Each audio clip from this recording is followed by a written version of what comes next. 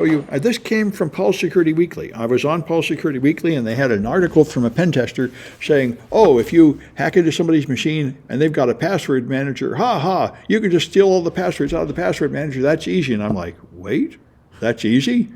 I don't like that." So I said, "How easy is it?" Turns out it's easy. That's what we're going to do. So we'll do LastPass and maybe Keeper. So I'm going to get LastPass. So there's a lot of different versions of it, but I wrote this up using the Chrome extension. So you need HXD, Process Explorer, and Chrome. And we'll see if this works on my ARM64-based machine. It might not, because some of those products might not work as well as they should. But here's my ARM64-based Windows 11. So I have to install LastPass. So in Chrome, I go to LastPass.com, and this is the part that's actually kind of more confusing, and they keep messing up and changing the process whereby you install it and put in your passwords. So I started with Get LastPass Free up here, and then you have to fill in a form. So I'm going to do CCSF1 at Mailinator. Mailinator is a good source of throwaway email addresses. This is, of course, completely insecure and unsafe. Anybody can get in. But for testing things, it's good to use fake things. Then I give it a master password. Email already in use, okay? CCSF2 at Mailinator. Use the whole email address. What's that? Just use the whole email address. Use my home email address? The whole email address as a password. Oh, well, I don't know. It might be able to do that. I always use this, an old password from Microsoft. Password, and then it's not long enough, so I put in 1, 2, 3, 4. And it took it before. I think it'll take it. Now it turns green. They don't take it. It will take it. It turned green. Some of the website, they don't take That's right. Yeah, then you can use something else. Yeah, anyway. Just use the whole email address. That's a good idea, yeah, for test things like this. All right, so now I put in the master password. Now I can sign up. It's free. So now I have an account, CCSF2.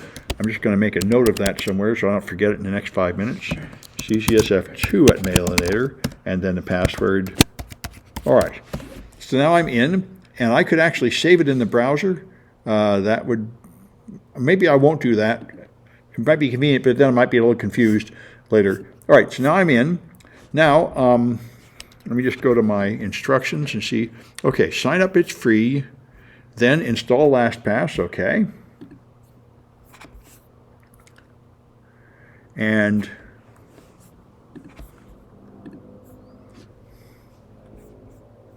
all right, and add to Chrome.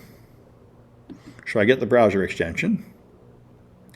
Okay, I add the extension. Okay, there we go. And here it is downloading something, adding to Chrome, okay.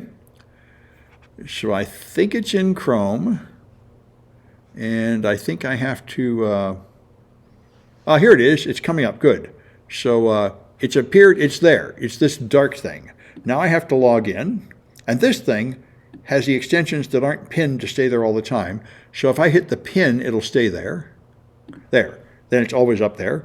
Okay, and now I want to log in, which I think it's doing, and it'll turn red when it's okay, now I can log in, okay. So it's CCSF2 at Mailinator.com, and my top secret password. And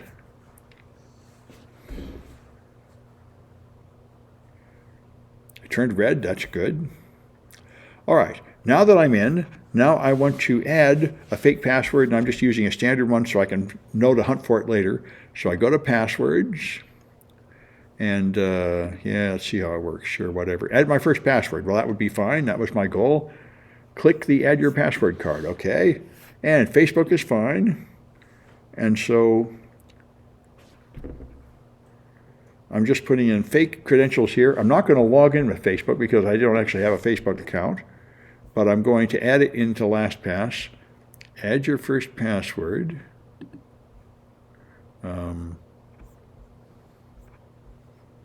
I found some way to do it before. Now, if I use this, it's going to do that, which is not what I want. Well, maybe I can do it this way. Let me try this. I might let me save it before it notices I can't really log in. I think that's true. I think I've seen that. So I might be able to do it this way, actually. Test user. At home I found another way to do it, but somehow I'm not seeing it here. And all I want to put in is test password 1234. Just so I know just what to look for. So now I'm going to try logging in, and hopefully it will offer to remember it before it notices that it's not valid. You're already logged in. No, I don't know what. Okay. Okay, it didn't give me a chance to remember. There's some way to add it without going through this garbage. Passwords. Choose a website you use. Back. Add your first password. Well, I did it successfully at home, and now I'm getting in trouble. This is why I like to do these live demos, so I can hopefully get through what happens to students. There is some way to add something without going through their stupid process. Add items one by one. There we go. There we go. Now I can add a password. Okay. There we go. That's what I wanted. So now I can put Facebook.com. Okay. Now I can put in test user and test password 1234. Okay. And save it. I just wanted to get that password in there, and now we're going to steal it. So it's in this running Chrome, and I'm logged in, and the thing that horrified me is all the passwords are just sitting in RAM connected to that. So I'm going to close all the windows I don't need, which would be this, and this junk is Firefox. I don't need. Okay, now the first thing I have to do is find the process that contains the password, and I do that with Process Explorer, which I just installed. There's Process Explorer, and I have to agree to something, and now I can see the processes running on my machine. And Windows 11 is doing something screwy to me. All right, now I want to, this is the system processes, which are not the things I launched. I want to minimize them and get down. Here's the Chrome processes, and Chrome has a whole bunch of processes. This is the way Chrome actually is. And by the way, I can probably make this more visible. Options, font, aha, I thought so. So I can go to Lucida, which is a good one, bold, and quite a bit bigger. There we are. All right. So now, here's the Chrome processes. Now, if I hover over it, it'll show me the command line that launched it. And if I hunt through here, one of these is going to have a thing, dash, dash. This is right there on the right. You see dash, dash extension process over here on the right. And it's often the last one. That's why I shut down there. On the right, at the top of the end is dash, dash extension process. That means this Chrome process has an extension running in it, which is the LastPass extension.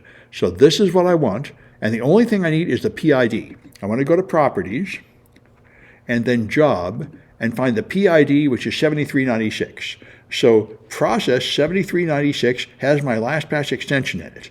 Now, I can't close Chrome because I need it to keep running, but I want to look inside Process 7396.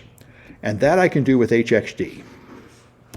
HXD is a hex viewer, and normal operation of a hex viewer is to look at the hard drive and see the raw data, but HXD will also let you look in the memory, in the live memory, and find stuff, which is what we're going to do. So I don't need this inspector.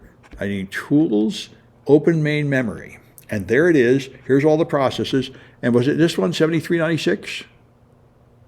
I think it was, but I've already forgotten. Let me take a quick look in Process Explorer and see. It was this one.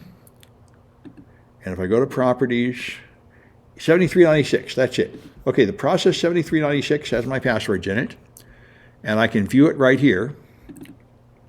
Okay, there's the process. There's nothing up here, but down here there's stuff, and so I should be able to find it by just doing search, find, and searching for my password, which is why I had to know what I put in there. Test password 1234, and the easiest thing is search all. We'll find all the places that password exists, and there's a bunch of them just sitting there in memory. And I'm not at Facebook. I'm not logging into Facebook, and it has God knows how many copies of my password just sitting in RAM all the time the browser is open. So I was sort of horrified to see that. And they all work this way. all password managers seem to work this way. That's why I haven't switched password managers based on this information, because I can't find any of them that do anything better. There are people that claim that one is better than another on subtle details, like they have better encryption. But in practice, they all seem pretty easy to fool this way. So that's the main part of this project. Does it show your user IDs? Oh yeah, it's all there. In fact, there you see this password deck. If you go there, and I just need to somehow make this shrink again, which I'm not having any luck with. There, all right. Yep, there it is. Yep, username decrypted, test user, password decrypted, test password 1, 2, 3, 4, just sitting right there. And many other places too. So your whole vault is just loaded in RAM in plain text, waiting in case you use it all the time the browser is open. So that's a lot less security than I imagined I was getting from these things. And I tried just another one. I tried a bunch of others, but in the project I just put in another one that some people recommended, which was Keeper. Some people think Keeper is safe, so I just did the same thing, install Firefox, install Keeper, and put in a password, and you'll find it. You'll find the password just sitting in RAM also. So that's why I didn't switch, because as far as I can tell, they're all like this, and their philosophy is if they get control of your machine, it's all over. Of course, the point is, if I've logged in, I can go to a website and log in. So my browser has to have access to that password. So their point is, if somebody can run malware on your machine, you're dead anyway, which is probably true, because they could just launch the browser and go to the website and it would fill in the password. They could get in my account. So there's probably not much point in protecting it any more than this. You have to not have malware on your machine, or people can just steal the stuff out of your password manager. I had imagined that was not true, but I'm getting over it. Anyway, so that's all there is in this project. You get to practice those steps, which are typical RAM forensics. This is dynamic analysis, looking at the contents of memory to see what's in there.